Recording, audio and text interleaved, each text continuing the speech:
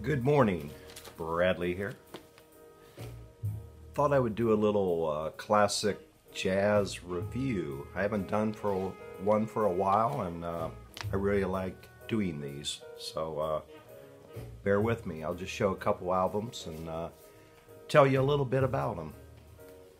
So the first album we have is, turn the music down a little bit, Dexter Gordon. The album's called One Flight Up. It is on Blue Note. And this album was recorded in June of '64 and released in September of 1965, a year later. Like I said, it is a Blue Note.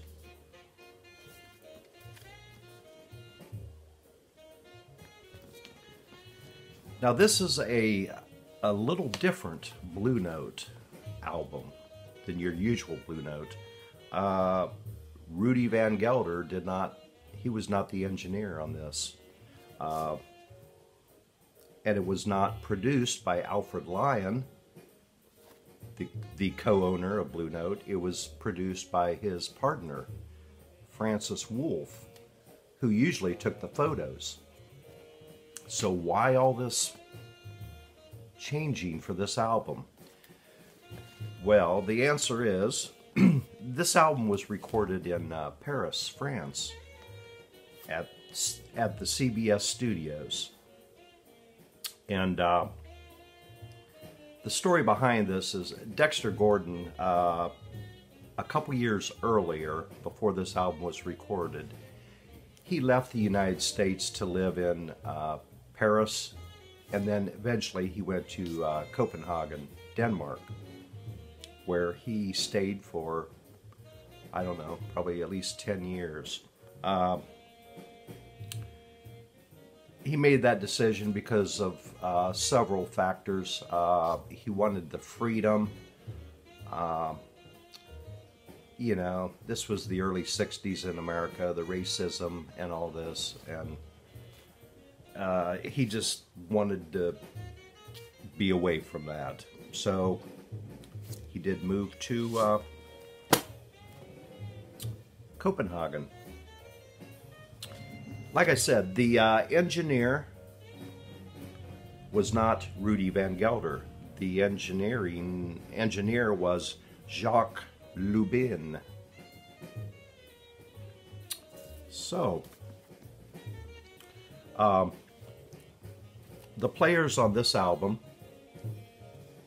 you have Dexter Gordon, of course, on tenor sax, Donald Byrd on trumpet, Kenny Drew on piano, Art Taylor on drums, and Niels Henning Orsted Peterson on bass.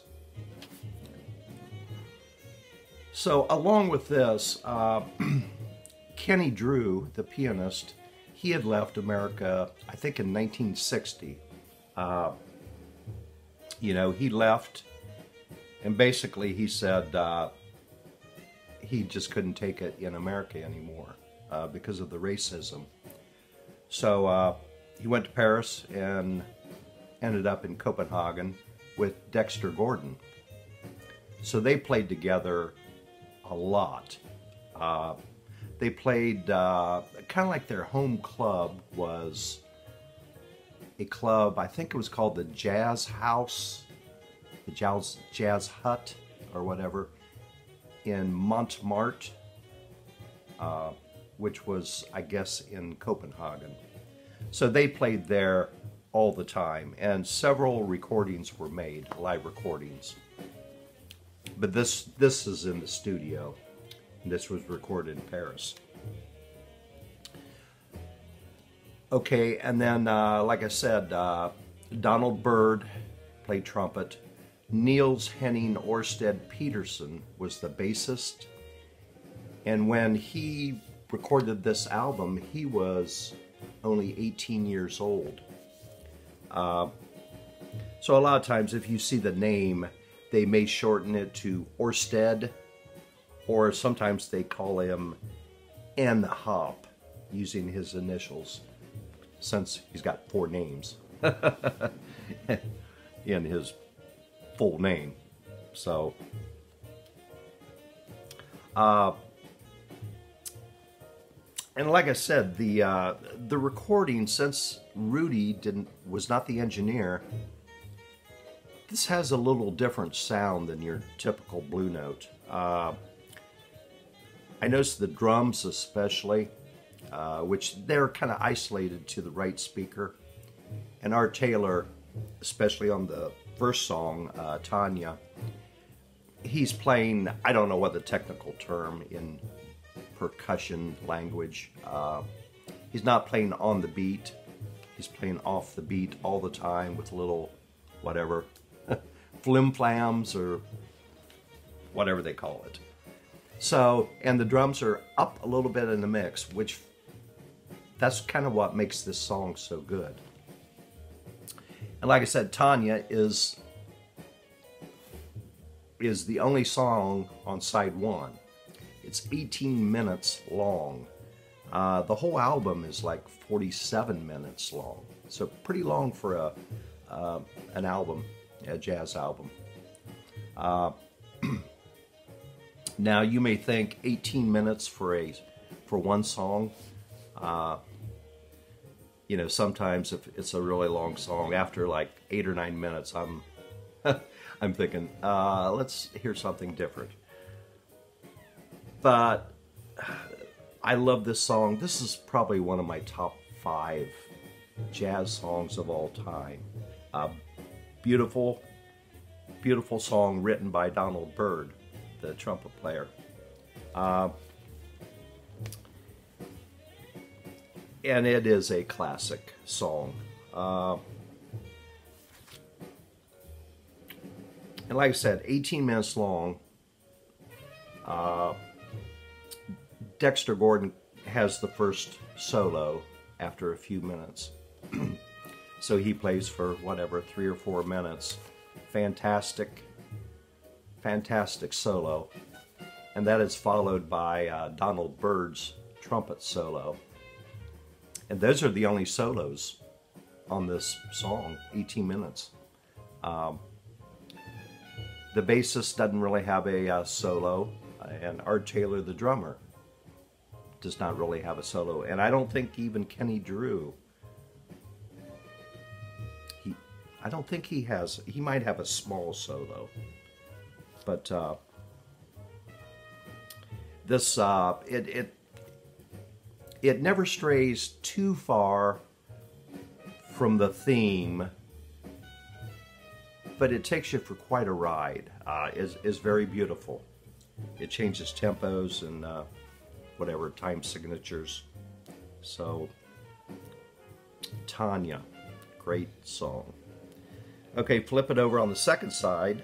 The first song of the 2 songs was written by Kenny Drew. It's called Coppin' the Haven.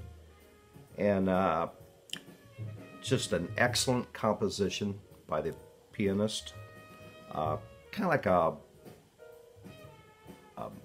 modal type in a minor key.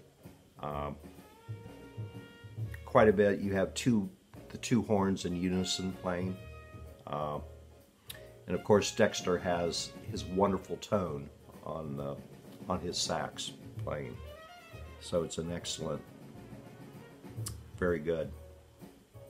Now the last song is a ballad, which was written, I don't know, a few years before this, by DeLange and Jimmy Van Heusen, called Darn That Dream.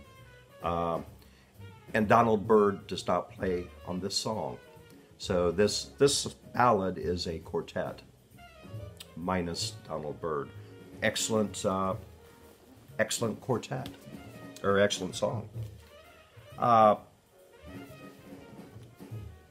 Probably Dexter Gordon would be most known for maybe this album, Go, which was recorded just a couple years before this, One Flight Up.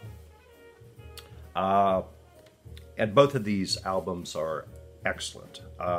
Which is my favorite? Boy, I don't know. One Flight Up is like really good also. So, okay, let's rate this album. I'll give it a 5, definitely. Cover art, looks good. I don't know if that's Dexter's apartment in Copenhagen, maybe. Who knows? But I would highly recommend that album. Especially if you want to get some Dexter Gordon. Either pick up Go, and definitely pick that album up also. Okay, one other review here. I would consider this a classic jazz album. I don't know. Would it be in the top 200? I don't know. It'd be damn close if it wasn't. It is also a Blue Note album. It is by Tina Brooks, called True Blue. A wonderful Blue Note cover. It was designed by Reed Miles, the graphic artist. Has the picture of Tina there. And all these patches of blue has different names underneath, which is kind of funny. Like Blue Jeans, Blue Note, Blue or False. So they each have a little caption underneath. Just a wonderful design for the album. So this was recorded at the Van Gelder Studios in New Jersey. It was recorded in June of 1960 and released in December of 1960. It is a hard bop album, just a pretty typical Blue Note hard bop album. And I will tell you who plays on here. You have Tina Brooks, who is a man. He plays tenor sax. You have Freddie Hubbard, whom I really love. He's on trumpet. Duke Jordan on piano. You have Sam Jones on bass. And, like the other album, Art Taylor plays drums on this. So, and I'll just give you a very brief history of Tina Brooks. He died at the age of 42 in 1974. You know, he had the stereotypical addiction problems, so he died younger. Tina was born as Harold Floyd Brooks in Fayetteville, North Carolina. And he was given the nickname Teeny or Tiny as a child. I think he was a twin, actually. I believe. Maybe not. But anyhow, when he was, 12 or 13, his family moved to New York. So, and he had played with Lionel Hampton in like 1955.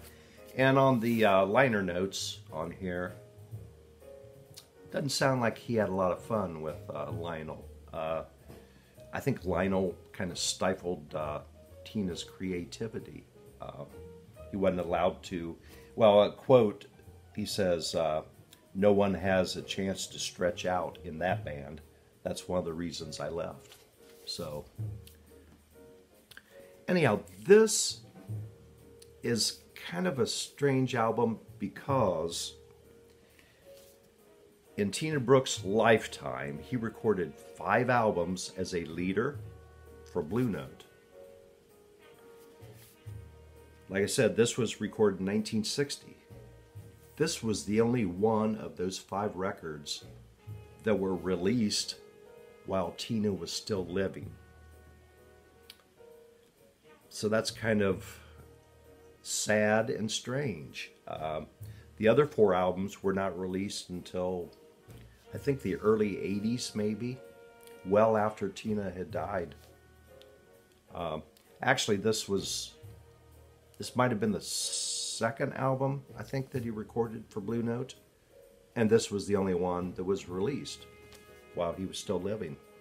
In the previous couple years, Tina, he played on some Jimmy Smith albums, Kenny Burrell, which Burrell and Jimmy Smith always kind of played on each other's albums, so they had that thing going on.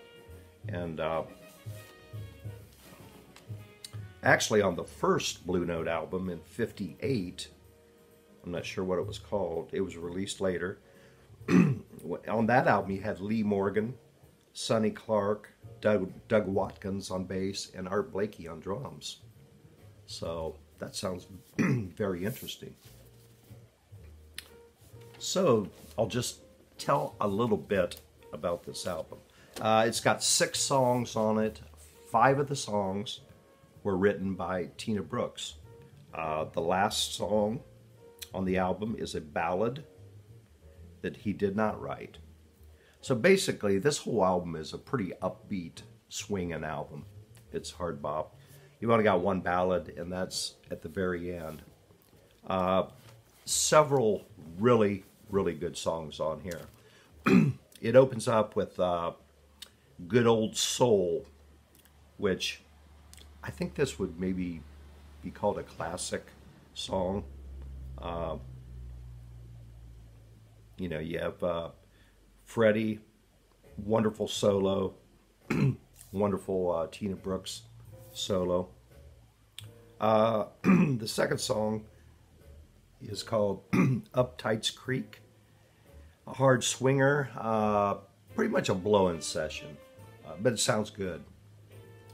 Now the third song on the first side, another very good song, is called Theme for Doris.